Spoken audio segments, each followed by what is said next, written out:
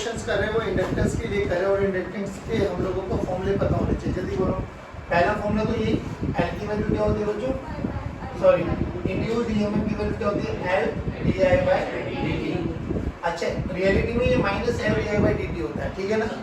अब ये हम लोगों को पता होना चाहिए एल क्या होता है सेल्फ इंडक्टेंस और D I by D T क्या होता है rate of change of current, rate of change of current, एक चीज हो।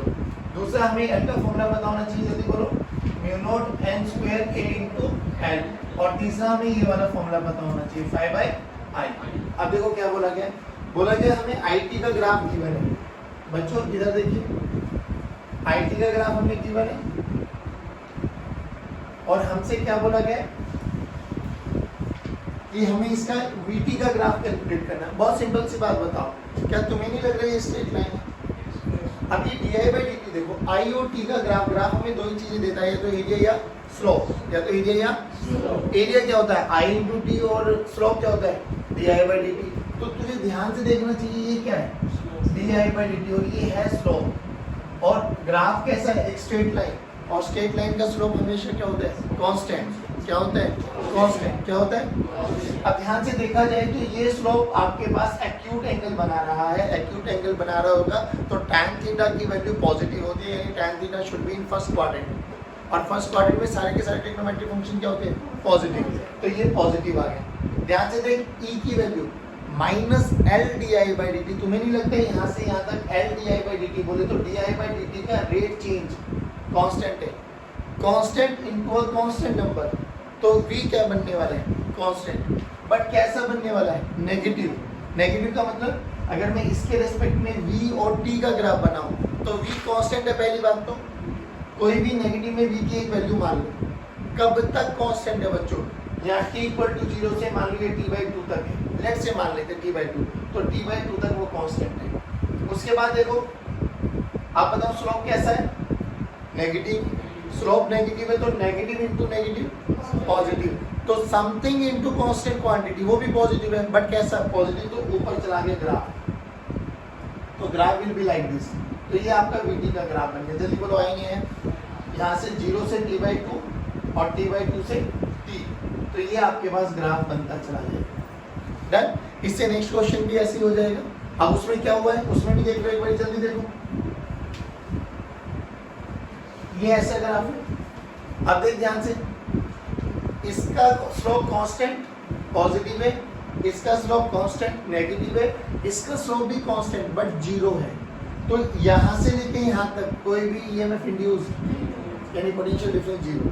तो जब इसका ग्राफ बनाएंगे तो इसका ग्राफ कैसा आ जाएगा बच्चों, यहाँ से यहाँ नेगेटिव, फिर यहाँ से यहाँ 0 और यहाँ से यहाँ पॉजिटिव, तो ये ग्राफ बन जाएगा इसका। डन है, श्योर।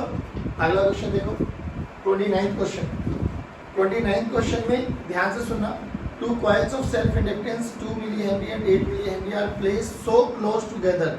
इस लाइन पे एम्फसाइज करो, बोला गया they are placed so close together such that effective flux in one coil is completely linked. अब ध्यान से सुनना ये चीज, एक रिलेशन होता है, relation between M and L, और वो रिलेशन ये होता है M this is equal to K times √L1 into L2।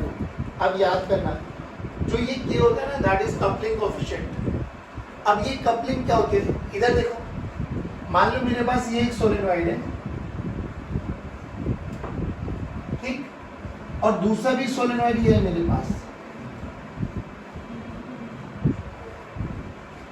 Coupling का मतलब होता है कपल, ऐसा बनाया गया है कि जो पहले वाले में जितना भी फ्लक्स हो या मैग्नेटिक फील्ड हो वो सारा का सारा लिंकअप हो जाए सेकंड वाले में, यानी there should be no loss.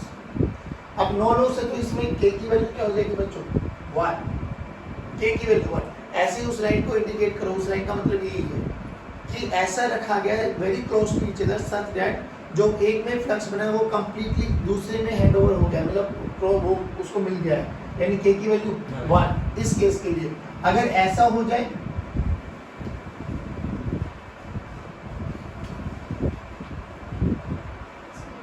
हाँ, इस केस में k की वैल्यू 0, यानी जो k की वैल्यू रहती है ना वो 0 से 1 के बीच में लाई कर सकती है। बात समझ में आ गई?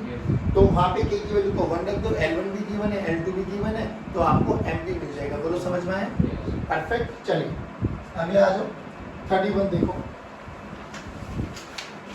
31 क्या बोल रहा है बच्चों?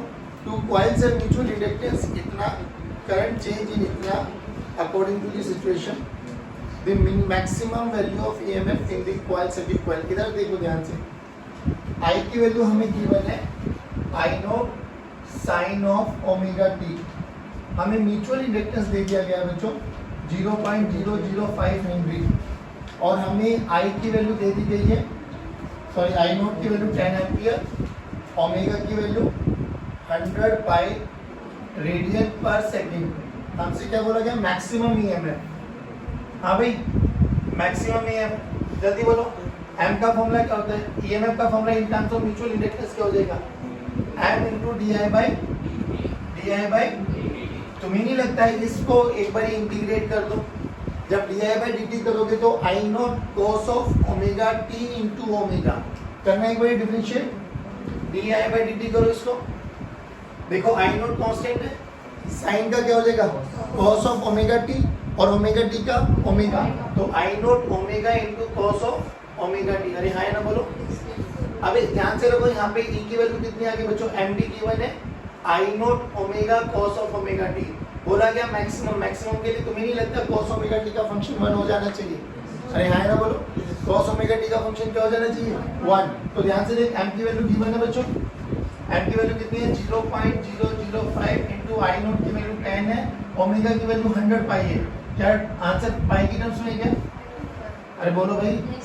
तो नीचे से 1000 चला गया, 5 पाई आगे 5 पाई, आंसर है क्या?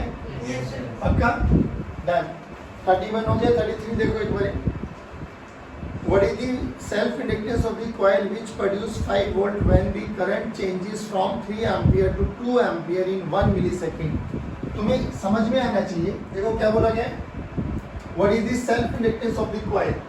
यानी हमें L कैलकुलेट करना है, तो हमें ये वाला फॉर्मूला याद होना चाहिए, L di by dt। अब देखो ध्यान से, क्या बोला गया है कि करंट चेंज हो रहा है बेटा, कहाँ से कहाँ? 3 एम्पियर टू 2 एम्पियर, यानी वो डेल्टा आई दे दिया गया आपको, डेल्टा टी भी आपको दे दिया गया।